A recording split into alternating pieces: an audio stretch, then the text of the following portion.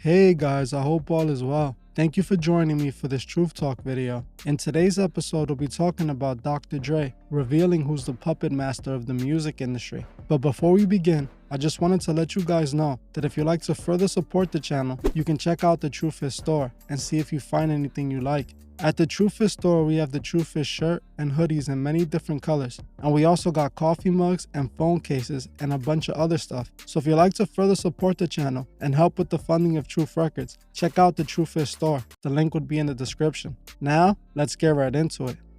Dr. Dre is one of the most legendary producers in hip-hop. For decades, Dre played a part in the development of some of the biggest rappers' careers. Rappers like Eminem, Snoop Dogg, and 50 Cent.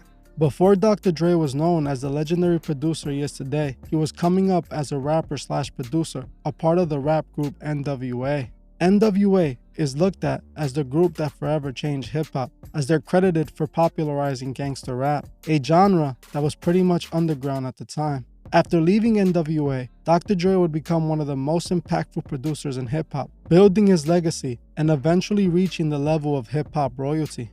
Those who reach Dr. Dre's level usually get there by paying the ultimate price. And by the end of this video, you will see just who Dr. Dre paid that price to. Dr. Dre and NWA were puppets used for a sinister purpose that has forever affected hip-hop. Dr. Dre and NWA were used to spread the gangster rap agenda. In the video I recently did on Bone Thugs, we spoke about the rumored secret meeting that forever changed hip-hop.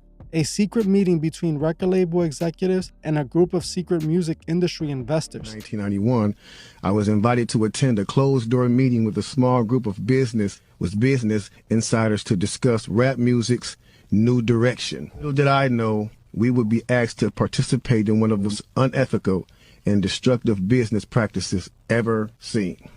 Among the attendees was a small group of unfamiliar faces who stayed to themselves and made no attempt to socialize beyond their circle. At this point, I began to feel slightly uncomfortable and the strangeness of this gathering. The subject quickly changed as the speaker went on to tell us that the respective companies we represented had invested in a very profitable industry which could become even more rewarding with our active involvement. He explained that the companies we worked for had invested millions into the building of privately owned prisons, that our positions of influence in the music industry would actually impact the profitability of these investments. We were told that these prisons were built by privately owned companies who received funding from the government based on the number of inmates. The more inmates, the more the government would pay these prisons. It was also made clear to us that since these prisons are privately owned, publicly traded, we'd be able to buy shares. He told us that since our employees had become silent investors in this prison business, it was now in their interest to make sure that these prisons remain filled. Our job would be to help make this happen by making music which promote criminal behavior, rap being the music of choice. He assured us that this would be a great situation for us because rap music was becoming an increasingly profitable market for our companies, and as employees, we'd also be able to buy stocks in these prisons. Later on, he said, you know, this person actually ended up leaving the music industry after this happened. We're told not to sign any more political rappers, any more rappers that had messages in their music. No positivity. It was all to be gangster rap music promoted and put out. As you heard for yourself, Crazy Bone explains the story of the secret meeting, and he mentions how the record labels were only signing artists pushing the gangster rap agenda. Crazy Bone makes it clear that the record labels were not signing any positive artists and were making sure that hip-hop only pushed one agenda: gangster rap. The meeting that Crazy Bone is talking about was rumored to have taken place in the 90s, even though there isn't 100% proof this meeting ever took place. Just by looking at the change in hip-hop culture, you can start to see that there might be truth to this story, especially when we look at NWA. I believe the gangster rap agenda was implemented in the 80s with the rise of the rap group NWA. See, NWA was a rap group full of what's now known as studio gangsters. A studio gangster, for those who don't know, is a rapper who pretends to be a gangster in their music, but in reality, they're not living that lifestyle at all. Everybody in the group except for Eazy-E had not lived a criminal lifestyle, and Eazy was just really a pot dealer who hustled and saved his money. Ice Cube, who wrote most of the group's songs, was never in the streets at all. He wasn't even from Compton. He actually was a college student who dropped out to be a part of NWA. He was never arrested, nor did he do any of the things he rapped about. Dr. Dre and DJ Yella was actually dancers, a part of the R&B group World Class Wrecking Crew, where they dressed in tights and danced in sparkly shirts. Nothing that Dr. Dre was doing was gangster at all, and it was actually the complete opposite. Even Eazy-E wasn't really living his raps, as all he ever did was hustle and make money. In today's world, that's just about all teenagers in New York City. So what made a bunch of normal day-to-day people, who for the most part were law-abiding citizens, create a rap group where they painted themselves as gangsters who lived a criminal lifestyle? The reason for this is that Dr. Dre and NWA were all just puppets on a string, pushing an agenda. The entire image of NWA was fabricated and purposely created to spread destructive values targeted at the youth in urban communities. The music industry pushed the values that destroyed urban communities. The culture that these labels built with music turned children into gangsters, tricking them into destroying their own lives. We never saw this with the rock agenda. The agenda that rock music pushed was completely different from hip-hop, as it was aimed for children in suburban households. But hip-hop was turned into a tool to shape the minds of the kids from urban communities, guiding them to live a destructive life. Most people look at the ghetto as a place full of people who didn't have what it takes to win at life. But that is not true. The ghettos around the world were created, and a lot of the people in the ghetto were never given a fair chance. I was born and raised in the Bronx. I saw firsthand growing up the households some of these kids went home to. I watched my own childhood best friend live a completely different life than me, as both his parents were in prison while he was growing up. Who knows if this secret meeting that Crazy Bone was talking about ever took place? What I do know is that the labels were purposely looking for gangster rappers and used them for their agenda. These labels were willing to fabricate gangster rappers if they had to, and that's exactly what they did. The ghetto is created, and unfortunately, most of the people living in the ghetto are brainwashed and can't see that they're in a trap. Dr. Dre and NWA sold out their own people for their self-beneficial gain. Dre has been a puppet on strings since he started his career, and he admitted that himself in his song Puppet Master all the way back in 1997. Puppet Master was a song by DJ Muggs that featured B-Rel from Cypress Hill and Dr. Dre. The song also has a music video that is full of satanic imagery and reveals who's the puppet master pulling the strings in the music industry. Before we take a look at the video, let's break down the lyrics of the song, especially B-Rel's part, as what he states is very disturbing and telling. This is what Genius summarized the song was about. Puppet Master, released on March 4th, 1997, carries a lot of symbolism, with metaphors, references, and similes to absolute power. It also speaks on the way music artists are able to influence their listeners, comparing themselves to the phrase puppet master, which is again another reference to absolute power, control, and manipulation. As we can see, they're openly telling the world that these artists are made to manipulate the masses for the puppet master. The first part of the song we need to talk about is the hook, where Dr. Dre and B-Rel rap. "You are the puppet, I pull your strings, I'm making moves, I'm the master, causing you to do what you do, puppet master." Openly, B-Rel and Dr. Dre were telling the audience that the puppet master is who pulls the strings and causes these artists and the fans of these artists to do what they do. The next part of the song we need to talk about is B-Rel's part, where he raps, "Civilians turn into soldiers by the million assassins. We multiply by the masses. Masters of the game, checkmate, every move you make. Through manipulation is the move I choose for you to take. You see what I want you to see, and you turn into whatever I want you to be, whether it be an enemy or an ally. The aftermath results in soul assassins worldwide."